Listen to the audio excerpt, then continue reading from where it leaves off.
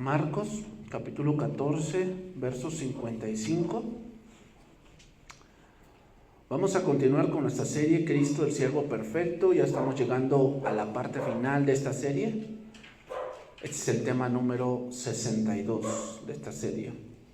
Tema número 62. Ese tema se va a titular El Siervo Juzgado, parte 1. El Siervo Juzgado, parte 1. Voy a dividir este tema, yo digo que en 3 partes. Hoy voy a abordar este tema de una manera un poco distinta, que así Dios me lo puso en el corazón, de que sí vamos a analizar estos versos, pero vamos a analizar, lo diría yo así, diferentes cosmovisiones de esto que estamos viviendo o de esto que se ve aquí en este pasaje.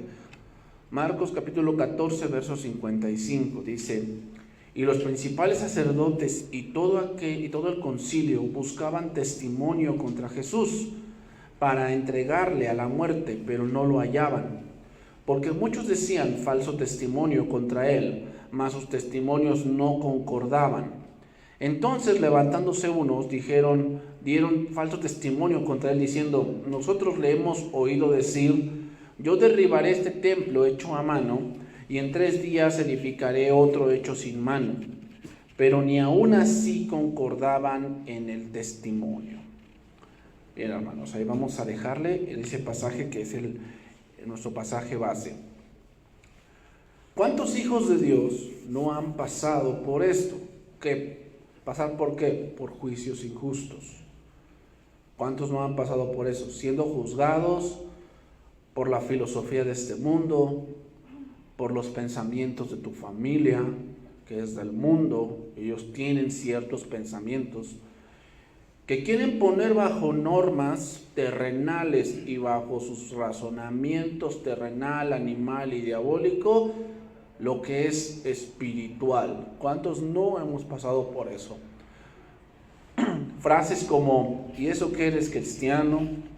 Frase como: ¿y eso te enseñan en la iglesia? Ese tipo de cosas nos hemos enfrentado o nos enfrentaremos a eso.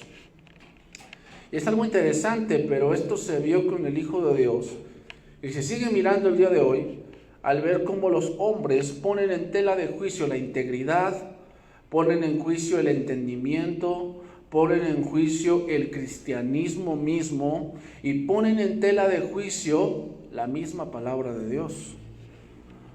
Quiero abordar este estudio, hermanos, en 3 partes, y en la primera, que es esta, me enfocaré en caminar por un terreno donde muchos han transitado y donde muchos se han preguntado y muchos les han preguntado. Quiero abordar ciertas preguntas y sé que no podré abordar muchas, no podré abordar todas que tal vez surjan, pero quiero hacer esto por cuanto hoy en día la apologética de la iglesia es un rubro que de verdad está en pañales. ¿Qué es la apologética? La defensa de la fe.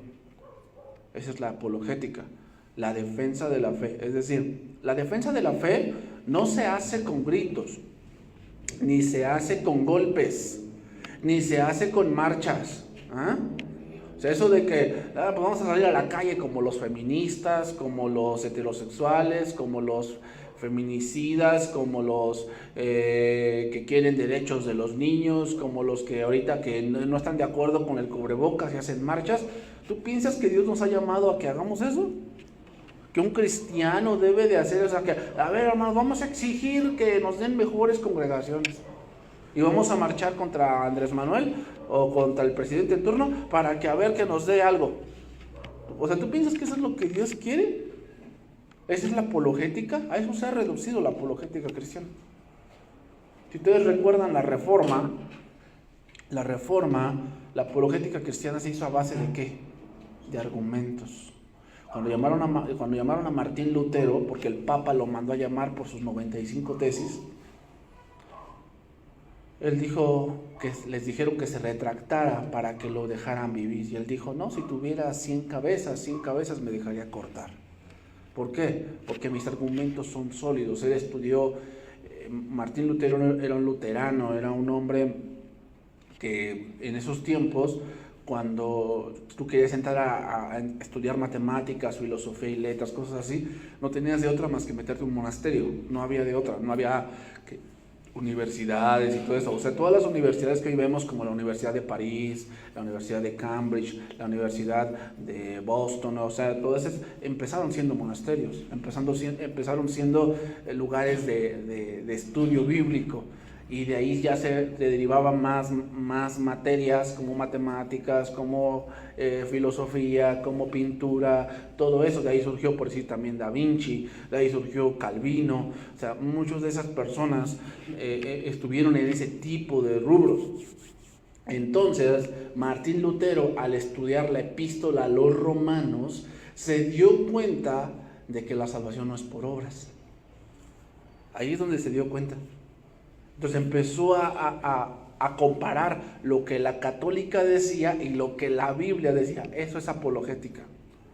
No es, no, es que nos gritamos y toda la cosa, y no, yo te arrebato la palabra, tú estás mal, y yo estoy bien, y yo estoy bien, tú estás mal. No. La apologética cristiana es a base de argumentos. Entonces, ¿por qué digo que la apologética cristiana está en pañales? Porque la verdad, hermanos, muchos no saben defender la fe. Hemos llegado al punto en que yo veo a personas cristianas decir, bueno, ¿qué hacemos con un homosexual? ¿O qué hacemos con alguien que tiene una preferencia corrupta? Esas gentes también necesitan salvación, hermanos, y necesitan el evangelio. O sea, tampoco es de que, no, que no se meta, hermana, no, que no entre uno de esos. No, obviamente que no, la entrada es libre. Y si vienes porque necesita de Cristo, es obvio. Es obvio, pero te dice, es que yo vivo así y Dios me ama así. Sí, o sea, tienes una parte de verdad. ¿Dios te ama? Sí. Porque de tal manera amó Dios al mundo. Pero eso no quiere decir que te vas al cielo. Eso es otra cosa. Entonces, si algo vemos en la Reforma, es que muchos de ellos lucharon con perseverancia con respecto a lo que respecta a la Escritura y su entendimiento. Pero hoy en día un problema al que nos enfrentamos es el relativismo. ¿Qué es el relativismo? Bueno, se trata de un pensamiento donde se cree que no hay verdades absolutas y que donde tienes que ser como lo que el mundo dice. Lo que el mundo, la frase mundana es ser open mind, ¿va? Open mind. Tú debes ser open mind. ¿Qué quiere decir? Que debes ser de una mente abierta. O sea, como, bueno, es que pues, así, a mí me gusta, por decir, a mí me gusta tener relaciones con un animal, pues, o sea, es mi gusto. Y tú dices, oye, pero eso es una aberración, ¿no crees? O sea, como que no va contra la moral. No, open mind. Open mind. Ese es el mundo. El mundo ya ve las cosas establecidas, morales, como algo que es opresivo. Ahora ya decir que un matrimonio es entre hombre y mujer es ser opresor. Tú me estás oprimiendo porque tú no, o sea, yo me siento así. ¿Cómo es el mundo de hoy? Así es. Y nos estamos enfrentando a eso y nos vamos a enfrentar a eso. Oye, ¿tú qué piensas de la creación?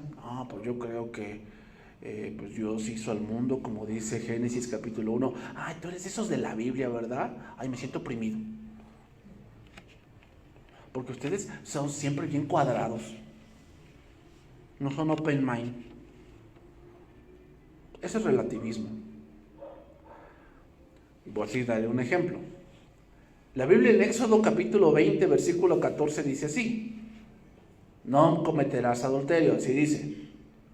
Pero yo, como soy open mind, argumento, bueno, sí dice, pero ¿qué tal si me equivoqué de mujer? O sea, a lo mejor me equivoqué y con mi felicidad está con esta. Y pues yo por tonto me casé con esta, y esta es Brujilda y esta es mi Cenicienta. Puede ser o no. O sea, todo puede ser. ¿Ahorita cómo es open mind? O sea, sí dice, pero no lo toma como absoluto, sino que no toma el no como un no, sino que el no para él es como que, bueno, sí, pero todo depende. Porque, a ver, ¿Dios quiere mi felicidad? Yo digo, no, pues sí. ¿Y si mi felicidad está con esta? ¿O con este? ¿Qué tal? Es que cuando yo elegí a este, estaba muy peque. No sabía lo que hacía. Pero hasta que ya estoy grande, ya sé lo que quiero. Y quiero a este, porque este cuate pues ya no me sirve. Ese es el mundo. Relativismo. Y el problema no es que piense así el mundo, el problema es que pensemos nosotros así. O sea, cristianos mismos diciendo, bueno, es que pues si él quiere vivir así, pues bueno, Dios sabe el corazón. A ver, vamos a entender eso. O sea, sí, Dios sabe el corazón. Pero si tú mismo sabes que la Biblia dice eso, que los que practican tales cosas no heredarán el reino de Dios, ¿cómo nos atrevemos a decir que pues no sé, Dios dirá? ¿Te das cuenta cómo ya es un pensamiento relativista? O sea, como que Dios dice algo, pero como que yo no estoy muy seguro.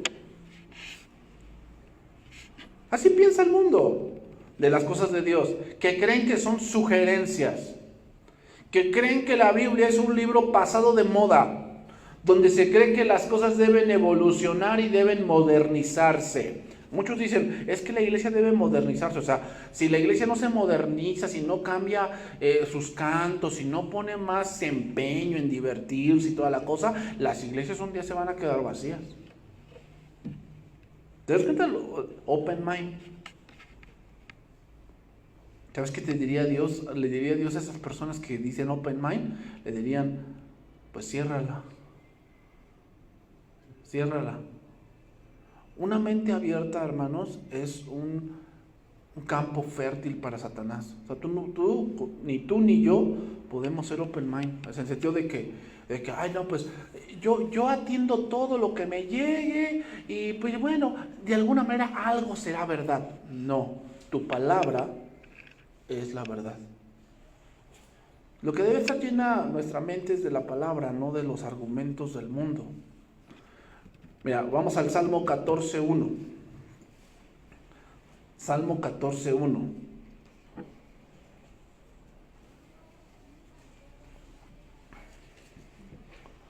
Aquí vamos a responder otra pregunta, hermanos, aquí, en este Salmo. ¿Por qué? ¿Cuál es la razón por la cual juzgan tanto al cristiano? O sea, yo no oigo de qué, ¿y eso que es católico? Yo nunca oigo eso, yo no lo he escuchado. Tal vez tú sí, a lo mejor yo no lo he escuchado. ¿Y eso que va a la parroquia? ¿O eso que va con el padrecito? Yo nunca he escuchado eso. Lo que siempre escucho, ¿y eso que es cristiano? ¿Eso te enseñan en la iglesia? ¿Eso te enseña tu pastor? ¿Eso te enseña fulano de tal? Eso siempre, ¿por qué surge eso? O sea, ¿de dónde viene eso? ¿Por qué tanto juzgamiento así? Ay, ¿y eso que es cristiano? Y dice una palabrota. O sea, un cristiano nunca debe decir malas palabras. ¿Nada más el cristiano?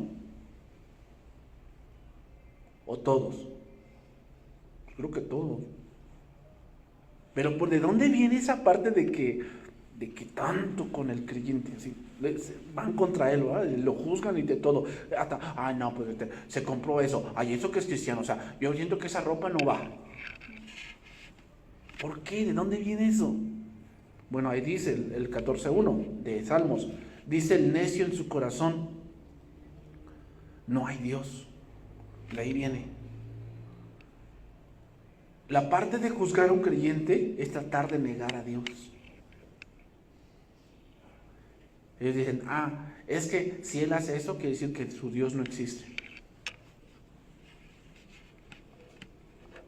Por eso dice, se han corrompido, hacen obras abominables, no hay quien haga el bien. O sea, quiero que veamos las palabras del salmista, y es que nos está diciendo que el centro de todo ese pensamiento relativista y todo ese juzgamiento hacia un cristiano es porque empieza, no hay Dios.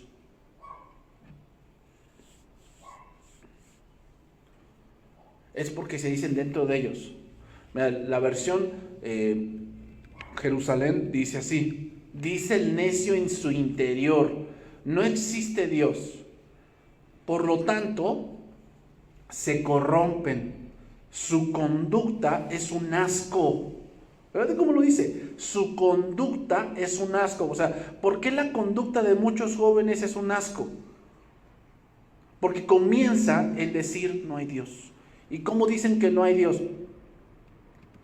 Porque no les importa la moral, no les importa la ética, no les importa las enseñanzas de sus padres.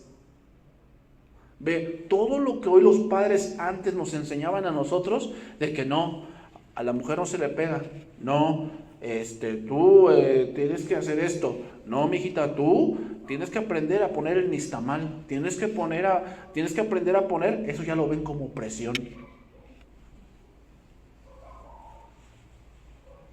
¿Sí sabes que apenas se firmó una ley aquí en México donde ya no le puedes pegar a tu hijo con el cinturón? No, eso ya es penado. Aquí en México. Antes, ¿cómo hacían las abuelitas? No, hombre. Se portaba mal el nietecito y sí te quiero mucho, pero cuando te la ganas, te la ganas. O ya no se puede hacer. ¿Por qué? Porque eso lo ven como opresión. ¿Por qué llegan hasta ese punto? Porque dice el necio en su corazón, no hay Dios. O sea, eso ya es del antaño, eso ya es del pasado. Ya somos somos la generación millennial.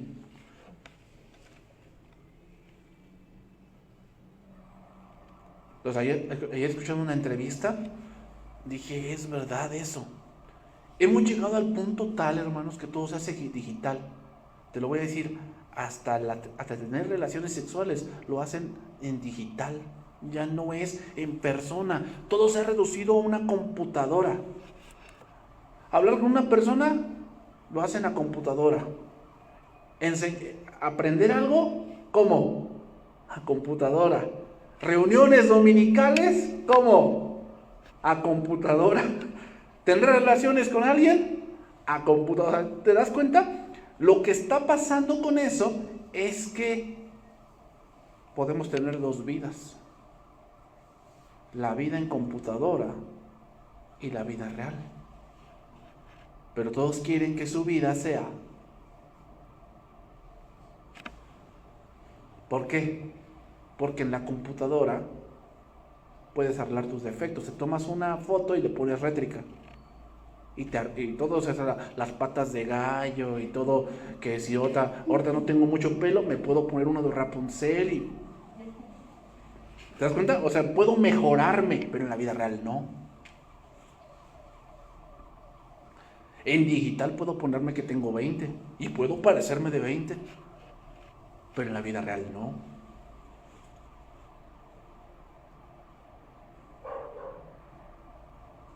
¿Te das cuenta cómo el hombre que dice que no hay Dios empieza a destruir todo?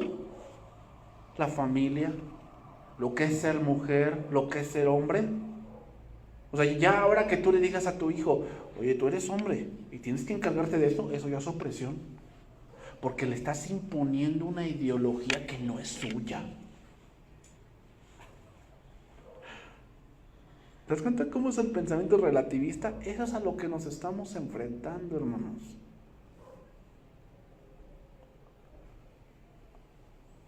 Entonces, en medio de todo ese relativismo, surgen cuestiones contra las Escrituras, y eso es lo que quiero abordar en este día. Vamos a ponerlo así, es la filosofía, que filosofía significa amor a la sabiduría, eso significa filosofía, contra la teología, que teología significa el estudio de Dios, porque es teos, Dios, logos. ¿Ok? La primera pregunta que quiero abordar aquí, ya dije varias, pero quiero abordar más puntualmente esta. Una pregunta que siempre hacen, ¿dónde está Dios? ¿Dónde está Dios? A ver, tú que eres cristiano, dime dónde está Dios, para que si tú me muestras dónde está Dios, yo te voy a creer. Es más, el próximo domingo yo voy a tu iglesia, si me dices dónde está Dios. Vean, vamos a poner un fundamento aquí. Según nuestra humana manera de pensar, intentamos localizar a Dios en el espacio.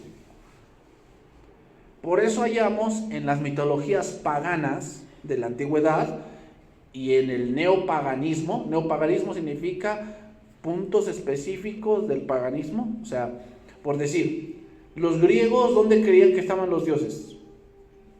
En el Olimpo. En el Olimpo. Y es un neo, o sea, significa algo geográfico ahí puesto. En el Olimpo. ¿Dónde pensaban que estaban sus dioses los vikingos? En el Valhalla. No es que los dioses están en el Valhalla. ¿Dónde está Dios? Y es muy vago decir está en el cielo, porque el cielo puede significar muchas cosas. Un francés llamado Laplace dijo esto: he sondeado todo el universo, pero en ninguna parte he encontrado a Dios. Era un ateo, ese hombre, pero así dijo: he sondeado todo el universo, que no creo, ¿verdad? Ese hombre cuando lo escribió era en el año 60. Ahorita se han descubierto hasta más galaxias, no creo que haya sondeado todo el universo, ¿verdad? Pero bueno, él neciamente dijo eso. Pero en ninguna parte dice, he encontrado a Dios. Pero ¿qué podemos decir nosotros con la Biblia? Que es lo que en verdad tiene valor. Bueno, para empezar diremos esto. Hechos capítulo 17, verso 28. Hechos 17, 28.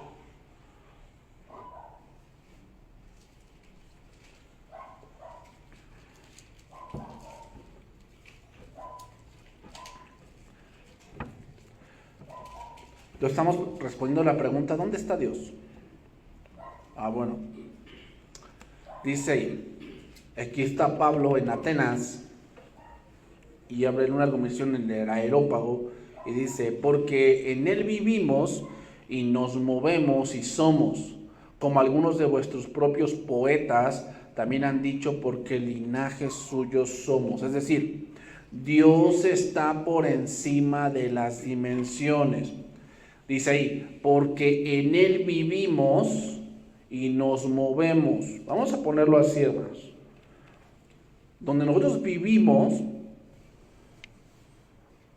hay variables que nos rigen, por decir, el espacio. Hay una ley de la física que dice, dos cuerpos no pueden ocupar el mismo espacio, y eso es verdad. O sea, donde tú estás sentado, no puede estar alguien más. Eso físicamente no se puede. Sí, pasó, pero que se siente encima de mí. No. Es que ocupen el mismo espacio exactamente. Eso no se puede, porque estamos regidos por materia. Por tiempo también. Estamos regidos por tiempo. Entonces, quiere decir entonces que Dios no es parte de esa dimensión, sino que Dios está en otra. La palabra omnipresente no solamente quiere decir que está en todo lugar, no solamente quiere decir eso, quiere decir que Él está en otra dimensión superior, pero que Él puede manipular las de abajo. Vamos a ponerlo así. Esto es una dimensión, esto. De aquí no sale. Esta es la dimensión. Aquí está limitado. ¿Y qué hago yo con ella? Yo estoy en una dimensión superior. Yo, aquí. Yo tengo el computador acá. Esa es una dimensión que está limitada. De aquí no sale. ¿Y yo qué hago con ella? La manipulo. Y puedo hacer más cosas con ella. Porque yo tengo una dimensión más amplia. Eso es Dios. Imaginemos que tú te mueves aquí, que esta es la tierra, esta es nuestra vida, algo que está limitado. ¿Y qué hace Dios con tu vida? Y con mi vida y con la vida de los seres humanos. Actúa para bien. Entonces, si nosotros queremos decir, es que ¿dónde está Dios? Pues estamos diciendo que lo quieres ver en un espacio que es algo sumamente relativo. Mira, otro versículo, Salmo 139, versículo 1. Lo voy a leer en la versión traducción viviente. Dice ahí, Salmo 139, versículo 1. Oh Señor, has examinado mi corazón y sabes todo acerca de mí. Sabes cuando me siento y cuando me levanto. Conoces mis pensamientos aun cuando me encuentro lejos.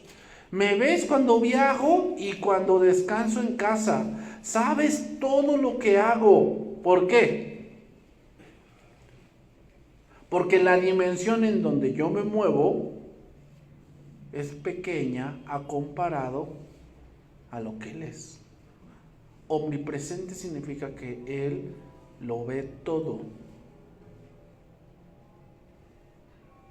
¿Cómo es eso? El hombre necesita de cámaras y muchas de esas cosas para poder verlo casi todo. Pero el hombre no necesita, Dios no necesita de eso. Sabes lo que voy a decir incluso antes de que lo diga. Vas adelante y detrás de mí. Pones tu mano de bendición sobre mi cabeza. Versículo 7. Salmo 139, versículo 7. Jamás podría escaparme de tu espíritu, jamás podría huir de tu presencia. Si subo al cielo, allí estás tú. Si desciendo a la tumba, allí estás tú. Si cabalgo sobre las alas de la mañana, si habito junto a los océanos más lejanos, aún allí me guiará tu mano y me sostendrá tu fuerza. ¿Qué está diciendo el salmista?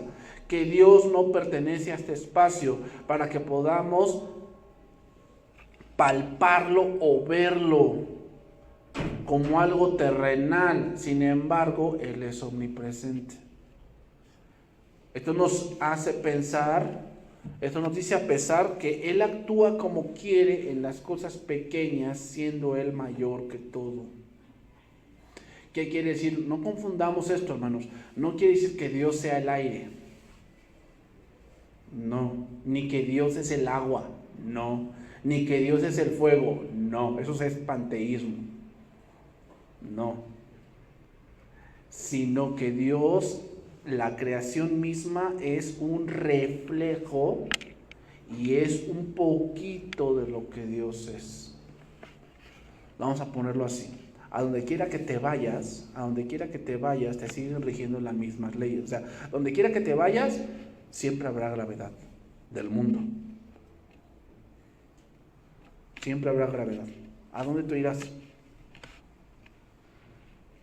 Primer libro de Reyes 8:26. Dice ahí: Ahora pues, oh Jehová, Dios de Israel, cúmplase la palabra que dijiste a tu siervo David, mi padre, porque es verdad que Dios morará sobre la tierra. Fíjate, ¿es verdad que Dios morará sobre la tierra? ¿Por qué dice eso? Porque Dios es otra cosa. O sea, no podemos decir, alguien que piensa de esa manera, que muéstrame a Dios, está pensando que Dios es algo terrenal como Él. No sería Dios. ¿Te das cuenta de los dioses los dioses griegos? Zeus tuvo muchos hijos ahí regados. O sea, ¿te das cuenta? O sea, un pensamiento de que un Dios que supuestamente es divino tiene cosas como un ser humano. O sea que si a Zeus le gustaba una muchacha desde el cielo y decía, no, pues esa muchacha me gusta, está muy guapa, pues me la voy a comer y ya. O sea, tú piensas que, o sea, ¿qué tipo de Dios es ese? Es un Dios que está en la misma dimensión que nosotros. Pero Dios no es así. Dios está por encima de las cosas, pero actúa en esas cosas pequeñas.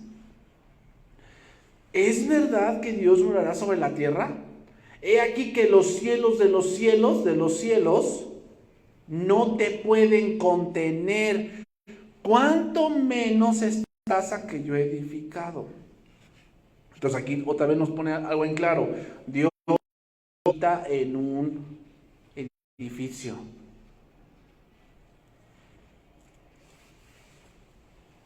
Así que es malo decirlo, es que voy a ver a Dios. Como muchos dicen así, voy a ver a Dios. Es completamente erróneo. Porque Dios no habita en un ¿qué? En un edificio. Con todo, dice, tú atenderás a la oración de tu siervo y a su plegaria. Oh Jehová, Dios mío, oyendo el clamor y la oración que tu siervo hace hoy delante de ti. Que estén tus ojos abiertos de noche y de día sobre esta casa, sobre este lugar del cual has dicho. ¿Qué quiere decir? No que Jehová iba a habitar en esa casa, sino que sus ojos estarían puestos en esa casa. Es lógico que Dios, el creador de todo el universo, que el universo mismo no lo puede contener, habita en una casa pequeña. ¿Te has preguntado por qué dicen que el espacio está en expansión? Que se está creciendo día con día, está creciendo. ¿Por qué? Porque si nuestro Dios es infinito, ¿tú creerías que nuestro Dios es infinito cuando el universo es tan pequeño? Recuerden que la creación es un eco de que Dios es real. ¿Qué te hace pensar que el universo se va expandiendo? Que el creador del universo es más grande aún que el universo. Pero entonces, ¿por qué dice el necio en su corazón, ¿dónde está Dios?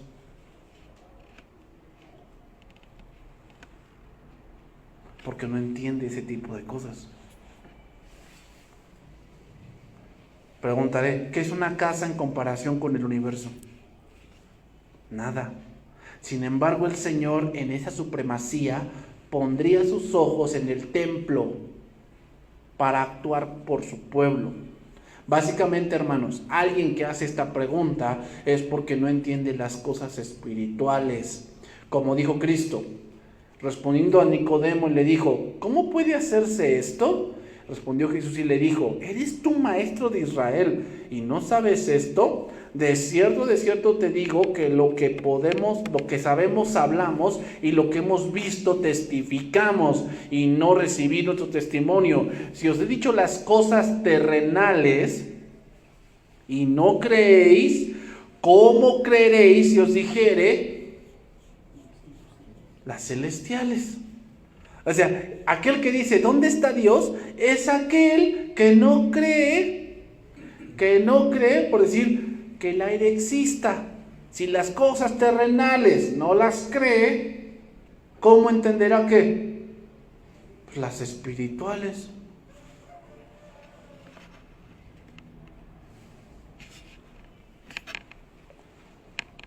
Otra pregunta. Esta ¿cómo la hacen, verdad?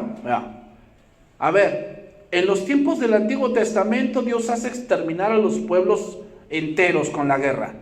En cambio, en el Sermón del Monte dijo Dios, amad a vuestros enemigos. ¿El Dios del Antiguo es diferente al del Nuevo?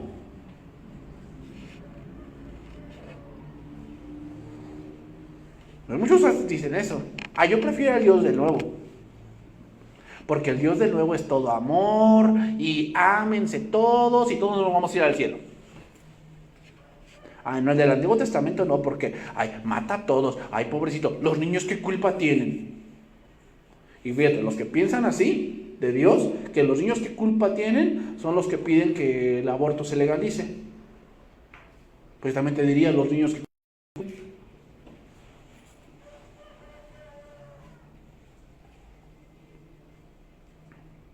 ¿Cuántos han tropezado con esto y se han topado con pared por esta clase de preguntas?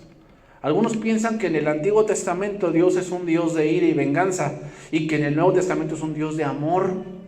Pero podemos responder con facilidad esto con dos citas. Número 1, la primera cita, Jeremías 31:3. Jeremías 31:3. Es un desde hace ya mucho tiempo, diciendo: con amor eterno te he amado, por tanto te prolongué mi misericordia. Esa es una mala traducción. La traducción. Una buena traducción sería así: esto a mí ya hace mucho tiempo, diciéndome: con amor eterno te estoy amando, y por eso te prolongo mi misericordia. Porque ahí parece en ese verso como que es algo que ocurrió. No, es algo que está ocurriendo. Es algo que está ocurriendo. ¿Por qué Dios aún no destruye todo el mundo? Porque por ese amor prolonga su misericordia. Ahora voy a leer un verso del Nuevo Testamento. Hebreos 10:31. Horrenda cosa es caer en manos de un Dios vivo. Dios es tanto el Dios de ira frente al pecado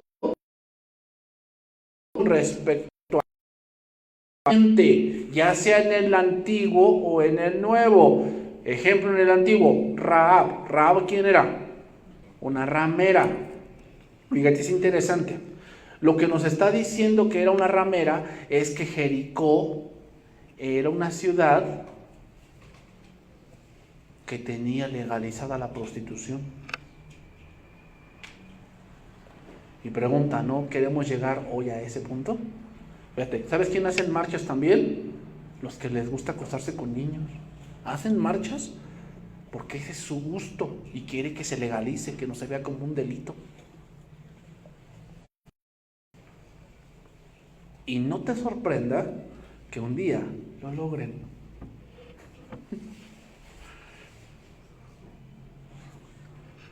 ¿Sabes por qué Dios dijo que Jericó tenía que derribarse por completo y que nadie tomara nada?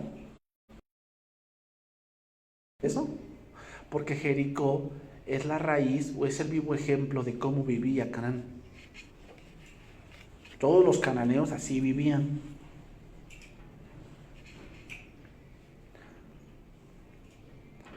Entonces, la manera por la que el hombre es miserable es porque viven de esa manera. Por eso Dios dijo que tenían que quitarlo todo. Entonces, ¿quién era Rahab? Era una ramera. ¿Y qué hizo Dios con ella? La salvó. Entonces, ¿dónde está el Dios que mata a todos? Yo también ahí veo misericordia. ¿Qué me dices? Vámonos más atrás. ¿Qué me dices de la cita de Abraham e Ismael? Que Ismael es el padre de todos los islamitas. De todos los árabes, su padre o su origen es Ismael. Dice que cuando Ismael trataba mal a Isaac, que era el hijo de la promesa, entonces Sara le dice: despídela, porque este no heredará conmigo. Y Dios le dijo: despídela. Y dice que andando por el desierto, se les acabó el agua y estaban a punto de morirse. ¿Y qué hizo Dios con ellos? Por la misericordia los salvó. Y otras vemos ese pueblo. ¿Dónde está el Dios de ira que tanto dicen? ¿Que no han leído por sí el profeta Jonás? Que fue a Nínive, que no es era una ciudad siria. ¿Y qué pasó con ellos cuando oyeron la predicación de Jonás? Dice que se pusieron todos en ayuno hasta las bestias. ¿Y qué hizo Dios con ellos? Nos perdonó. ¿Dónde está el Dios de ira ahí? Que sí, Dios es un Dios de ira, pero con aquel que no se arrepiente.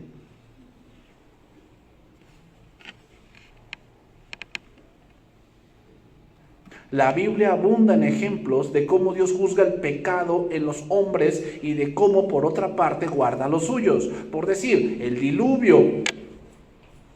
La humanidad entera pereció por su maldad y solo 8 personas se salvaron. Así de la misma manera pasará con la humanidad en el juicio final.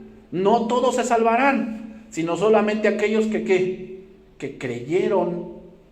Todos los demás, como el diluvio, irán a juicio eterno. Eso es misericordia. ¿Por qué? Mateo 7:13, allá anótalo. Entrad por la puerta estrecha, porque ancha es la puerta y espacioso el camino que lleva a la perdición, y muchos son los que entran por ella. Porque estrecha es la puerta y angosto el camino que lleva a la vida, y pocos son los que la hallan. Pocos. ¿Cuántos se van a salvar? A comparación de lo que se pierden, pocos. ¿Por qué? Porque el hombre prefiere el camino ancho. Diré otro punto aquí. Israel en el desierto fue atacado por Amalek por la retaguardia. Siempre la formación va así. Primero van los de guerra enfrente. Los fuertes van enfrente. Después van los que pueden ir al paso. Y hasta atrás van los débiles. Los viejitos, los enfermos y los niños. ¿Por dónde atacó Amalek? Atacó a los débiles. Podemos sacar una enseñanza espiritual de ahí. Pero lo que voy es que Amalek atacó por la retaguardia. ¿Cuál iba a ser el castigo de Dios para él? Que fue destruido. ¿Con quién pasó eso? Con Saúl, ¿te acuerdas? Que no cumplió todo, pero los destruyó a todos. ¿Por qué razón? Así de que, ay no, pobrecito. A ver, ¿por qué Dios mandó a matar a todos esos? Pues porque ese hombre atacó por la espalda.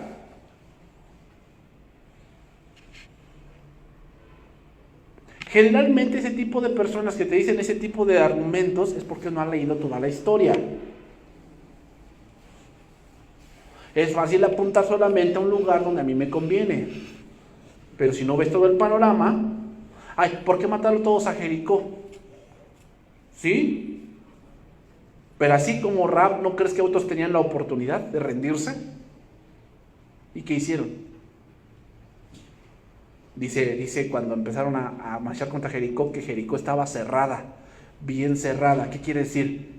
Yo me encierro en mis argumentos, yo me encierro, esta es mi vida, Señor, así acéptame.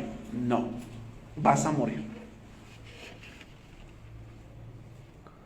En el libro de Samuel vemos esto. Más adelante en el libro de los Hechos, capítulo 5, vemos a Ananías y Zafira. ¿Te acuerdas de ellos? ¿Y qué pasó con ellos? ¿Se murieron? Pues no, que el del Nuevo Testamento es amor. Y ya estaba la iglesia ahí, ¿Qué nos está diciendo con esto? O sea, ¿qué nos quiere enseñar Dios con que mató a todas esas personas? Que Dios se toma muy en serio el pecado.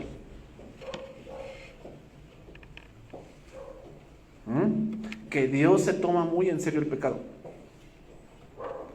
A nosotros nosotros lo podemos minimizar, pero Dios no puede. ¿Qué podemos decir de Sodoma y Gomorra? ¿Qué le dijo Abraham? Llegó hasta 10 personas. Oye, Señor, ¿y si hubiese 10 personas allí que honren tu nombre, que busquen a Dios? ¿Y qué dijo Dios? Si hay 10 personas, no la destruyo. No había más que uno. Y ese uno estaba medio... Muchos no aceptan a Lot como justo. El punto es que Lot era justo porque creía, no por lo que hacía. La justicia no viene por lo que hacemos, eso es una consecuencia.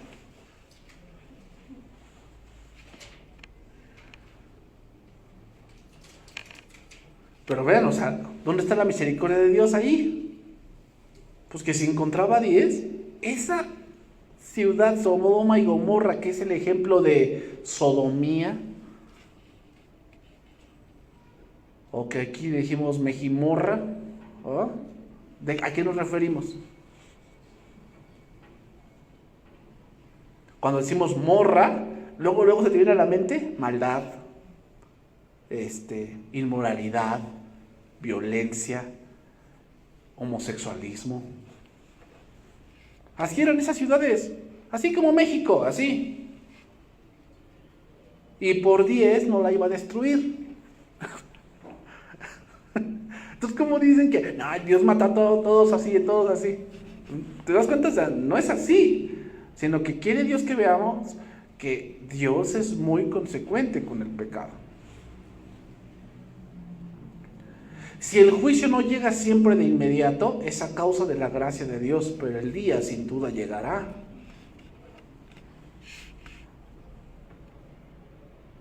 Voy a ir con otra pregunta porque ya se me acabó el tiempo. Podría abordar muchas, hermanos, pero ya se me acabó el tiempo. Voy a abordar una más y con eso voy a terminar.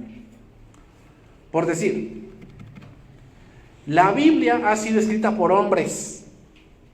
Ay, ¿cuántos te han dicho eso? No, es que la Biblia la escribieron hombres. Es necesario, por lo tanto, relativizar su contenido. O sea, puede ser que como lo escribieron hombres, en algún momento se hayan equivocado. ¿Cómo puedo yo afirmar que la palabra de Dios es toda verdad?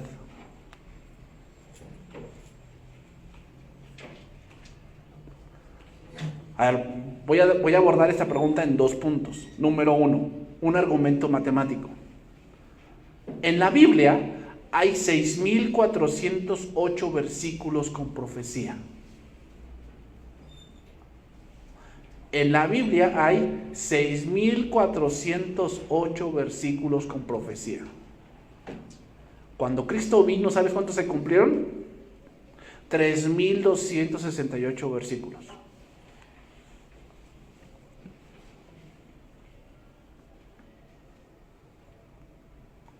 ¿Cuántos restan? 3,140 que se cumplirán en la segunda venida.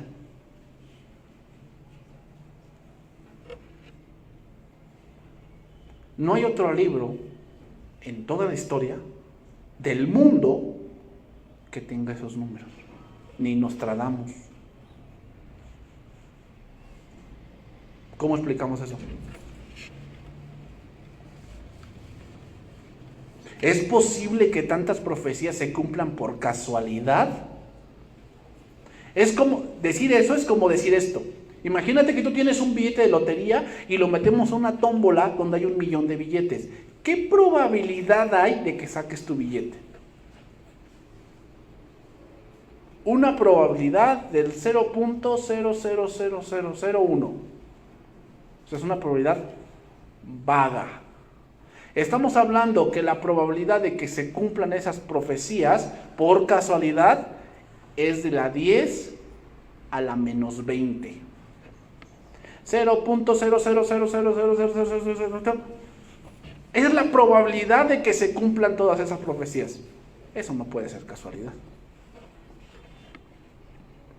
Eso es un argumento lógico, ¿eh?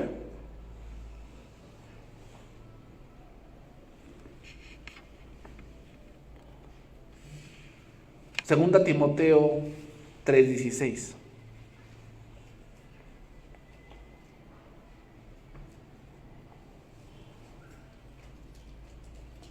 Segunda Timoteo 3:16. Y vamos terminando.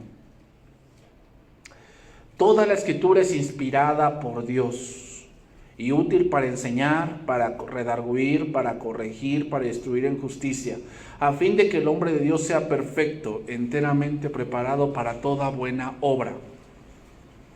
¿Sabes lo que tienen los demás? Por decir el Corán, el Popo, que es de los budistas, el libro del Mormón, la Biblia de los testigos. ¿Sabes qué tienen ellos en común?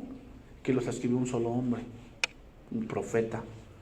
Pero la Biblia los escribieron más de 27 autores en tiempos distintos. En muchos lugares, por decir, del Pentateuco hasta Daniel, hay un trecho de casi 1200 años. ¿Y cómo es posible que en todo ese tiempo concordaran en lo que escribieran y en cómo veían a Dios? ¿Cómo le hacían ahí?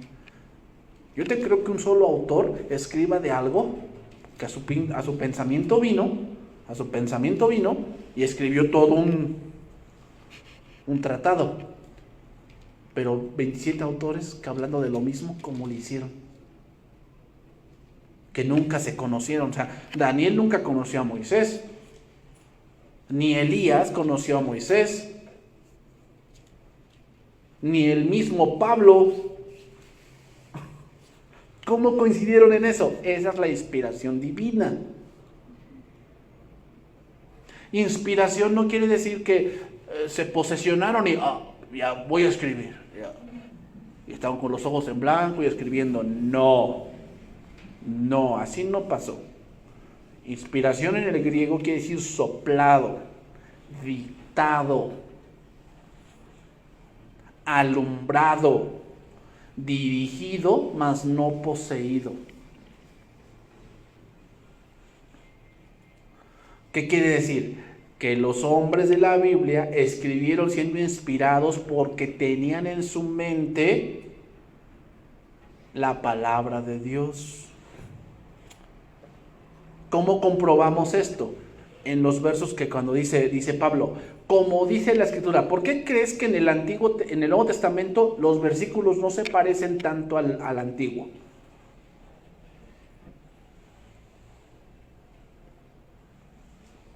¿Por qué crees? Porque muchos te podrían decir, ya ves, hay un error allí, porque aquí dice de una manera y aquí dice de otra. ¿Por qué? Bueno, porque los que estaban escribiendo en el Nuevo Testamento, imaginemos, estaba diciendo, por decir, el Evangelio de Mateo es uno de los evangelios que más se puntualizan en eso. Empiezan a hablar y dice, por decir, que dijo, no, es que vinieron los magos del Oriente para que se cumpliese la Escritura. Pero en ese momento de cumplirse la Escritura no tenían un S-Word, como tú y yo lo tenemos, de que pues yo nada más agarro el S-Word, le doy copiar y pegar y ya. Ellos no. ¿De dónde sacaban ese verso? De aquí. De aquí. Entonces, ponían el verso, tal vez no igual, pero sabían cuál era el verso. Eso daba a entender que tenían la palabra en su mente y el Espíritu Santo los guiaba a escribir. Otro punto. Los evangelios fueron escritos, por decir, 10 años después que Cristo ascendió. Si yo te dijera, haz un evangelio de tu vida, ¿cómo fueron tu vida de 10 años? ¿Te acordarías de detalles? Yo recuerdo que era como las 10 de la mañana y tenía este vestido, o tenía yo este ropaje, y tenía yo tal peinado. ¿Te acordarías de esos detalles? No. ¿Cómo es que los evangelistas se acordaron de tantos detalles que ahora nosotros estudiamos? Porque fue inspiración divina.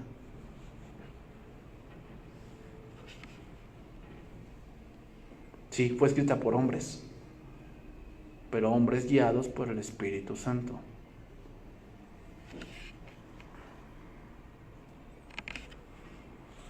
Ahí le voy a dejar, hermanos, porque podría decir, por decir, aquí hay otra pregunta que es, ¿cómo poder comprobar que la Biblia es verdad? Pues es fácil. Es fácil. ¿Cómo comprobar que Jesús es el Hijo de Dios? Hay varias cosas que yo podría argumentar aquí, hermanos, pero ya se me acabó el tiempo, ya no se puede. Pero lo que quiero que entiendan, hermanos, es que para eso también les sirve el estudio bíblico. Para que cuando vengan a ti con ese tipo de preguntas, no nada más, no, pues yo creo, yo pienso, en ese momento, déjame preguntarle a mi pastor a ver qué me dice. No. Tu apologética debe estar firme. ¿Cómo es apologética? Que tú sepas lo que dice la Biblia. No es lo que digo yo. ¿Qué dice la Biblia? ¿Qué dice la Biblia? Ese es el mayor argumento que puedes tener. ¿Por qué? Porque el conjunto de tus palabras es verdad. Oremos, hermanos. Padre, te damos gracias en esta hora. Bendito seas, oh Dios. Gracias por este tiempo y gracias por tu palabra que nos enseña. Señor, hay muchas cosas que podríamos abordar, que el mundo busca respuestas. El mundo busca respuestas. ¿Quién se las va a dar? Tu palabra. ¿A través de quién? De nosotros. Pero, Señor, como dice tu palabra, ¿cómo oirán si no se les predica? ¿Y cómo predicarán si no se les enseña? ¿Y cómo irán si nadie les envía? Sí, Señor. No solamente es ir y predicar el Evangelio, sí hay que hacerlo. Pero ¿cómo predicaremos algo que no sabemos? ¿Cómo predicaremos algo que no creemos? No se puede, Señor, así. Necesitamos saber de ti, necesitamos tu palabra, necesitamos tu enseñanza, necesitamos revelación. Gracias, Señor. Bendito seas. Te agradecemos en este tiempo y te alabamos en este día. Gracias, oh Señor, por tu favor y tu misericordia. Te agradecemos, oh Cristo, en este día y todos los días de nuestra vida que tú nos permitas estar en este mundo. Alabado seas en nombre de Jesús. Amén. Podemos tomar asiento, hermanos.